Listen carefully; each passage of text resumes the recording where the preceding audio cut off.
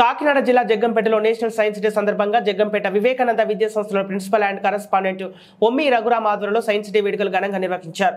సందర్భంగా రఘురామ్ మాట్లాడుతూ sir C V Raman స్ఫూర్తితో విద్యార్థులు సైన్స్ మీద మక్కువ పెంచుకొని నూతన ఆవిష్కరణకు నాంది పలకనున్నారు.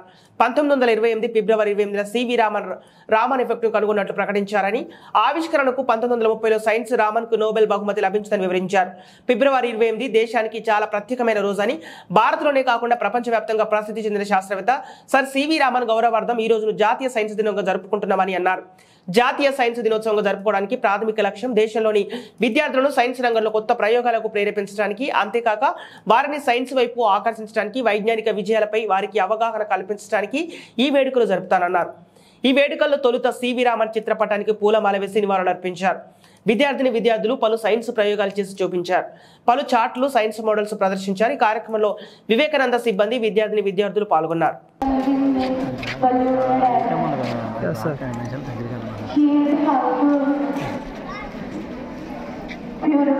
ఓకేనా sir?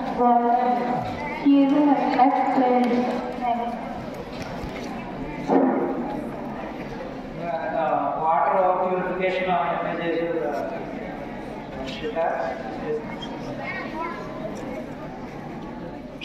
Good morning to everyone. My name is Esther Standard. My project name is water purifier. My project is a water purifier. Dirty water cleaning the water purifier. This is the water purifier material is stones, sand, carbon, cotton.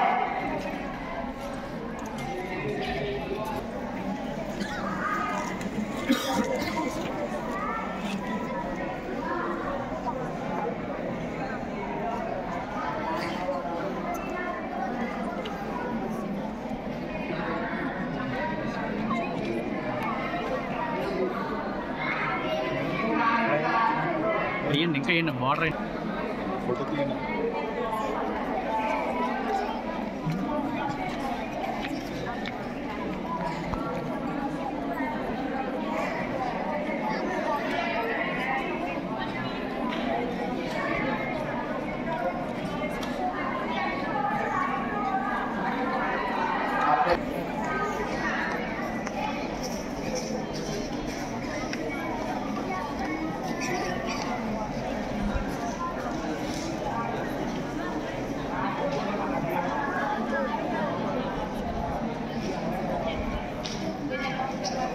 చెప్పాలి.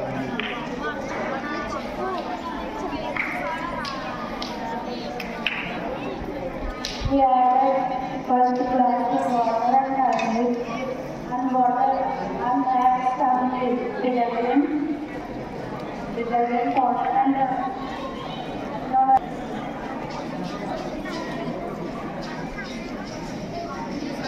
detergent react lemon salt.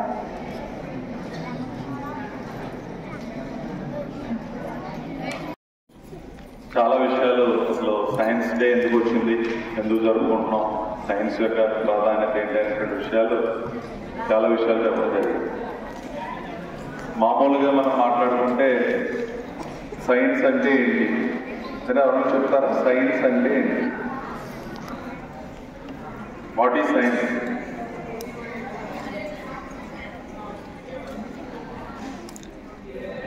తెలుగులో ఏమంటాం సైన్స్ని? తెలుగులో science ఏమంటాం? తెలియదు, అసలు ఏమీ తెలియదు. విజ్ఞాన శాస్త్రము, తెలుగులో సైన్స్ విజ్ఞాన శాస్త్రం అని అంటాం. విజ్ఞానం అంటే తెలియనటువంటి విషయాలని తెలుసుకోవడాన్ని విజ్ఞానం అని అంటాం. సైన్స్లో ప్రధానమైనటువంటిది అంటే ఇది ఒక శాస్త్రంగా చెప్తున్నాం కదా, విజ్ఞాన శాస్త్రము అని చెప్తున్నాం. ప్రధానమైన అంశం ఏంటంటే దేన్నైనా నిరూపించి చూపించడానికి సైన్స్ అంటాం. అంటే ఏదో మాటల ద్వారా కాకుండా అది నిరూపితం అవ్వాలి. అలా కనుక సైంటిఫిక్గా నిలబడగలిగితే, ఎక్స్పెరిమెంట్ చేసి దాన్ని నిరూపించగలిగితేనే దాన్ని సైన్స్ అంటాం. అయితే నిరూపించాలి అని అంటే మనం అదేంటో తెలుసుకోవాలి. తెలుసుకోవడానికి మనకు ఒక 5 ఇంద్రియాలు ఉన్నాయి, పంచేంద్రియాలు అని అంటాం. ఏంటా పంచేంద్రియాలు ఎవరు చెప్తారు? ఒక 5 ఇంద్రియాలు ఉన్నాయి మనలో. ఏంటి 5 ఇంద్రియాలు ఏంటి అంటే, మనం ఏదైనా గ్రహించాలి అని అంటే ఒక 5 ఇంద్రియాల ద్వారా మాత్రమే గ్రహిస్తాం. ఏంటి 5 ఇంద్రియాలు? పంచేంద్రియాలు ఏంటి? మన పంచేంద్రియాలు ఒకటి కళ్ళు, ముక్కు, నోరు, చెవులు, 4 ఏది. ఇంకోటి ఉంది కదా, ఏంటది? స్కిన్, చర్మం. ఈ 5 ఇంద్రియాల ద్వారా మనం దేనైనా చూడడం కానీ, వినడం కానీ, గ్రహించడం కానీ, ఫీల్ అవ్వడం కానీ చేస్తాం. ఈ 5 ఇంద్రియాల ద్వారా మనం ఏదైనా గ్రహించిన తర్వాత అది నిజం అవునో కాదో అనేది నిరూపితం అవ్వాలి. ఎక్కడికి వెళ్తాయి 5 ఇంద్రియాలు? ఎక్కడికి వెళ్తాయి? మన బ్రెయిన్లోకి వెళ్తాయి. చూసినా బ్రెయిన్కి వెళ్తుంది, విన్నా బ్రెయిన్కి వెళ్తుంది, ఏదైనా వేడి తగిలితే అది కూడా బ్రెయిన్కి వెళ్తుంది. కాలింది అనుకోండి, వెంటనే బ్రెయిన్కి వెళ్ళి రియాక్షన్ అవుతుంది. ఈ పంచ ఇంద్రియాల ద్వారా మనం గ్రహించినటువంటి దాన్ని అది నిజమా అబద్ధమా అనేది నిరూపించి అయిన తర్వాత మాత్రమే అది సైన్స్ అవుతుంది. ఫర్ ఎగ్జాంపుల్, అగ్గిపుల్ల వెలిగించాం. వెలిగిస్తే కొద్దిసేపు అలా పట్టుకుంటే చేయి కాలింది. కాలడం నిజమే కదా. వెంటనే ఆర్పడమో, వదిలేయడమో, ఊదిపోవడమో ఇది చేస్తాం. సో అది నిజం. అంటే దీనివల్ల ఏం తెలిసింది? అగ్గిని ముట్టుకుంటే కాలుతుంది అని తెలిసింది. అది నిజమే. ఒక స్ట్రైట్ గా ఉన్న ఒక స్కేల్ తీసుకొని నీటిలో పెట్టామనుకోండి, ఏదైనా ఒక దాంట్లో పెట్టామనుకోండి, ఆ స్కేల్ ఎప్పుడైనా చూసారు అలాగా? ఏదైనా నీటిలో ఏదైనా స్ట్రైట్ గా ఉన్న ఒక పొలనో ఒక స్కేల్ ఏదైనా పెడితే మీరు పైనుంచి చూస్తే ఎలా ఉంటుందంటే ఇలా వంకరగా ఉన్నట్టు ఉంటుంది. నీటిలో ఉన్న భాగం, పైన ఉన్న భాగం స్ట్రైట్ గా ఉంటుంది. కానీ మీకు తెలుసు, ఏం తెలుసు?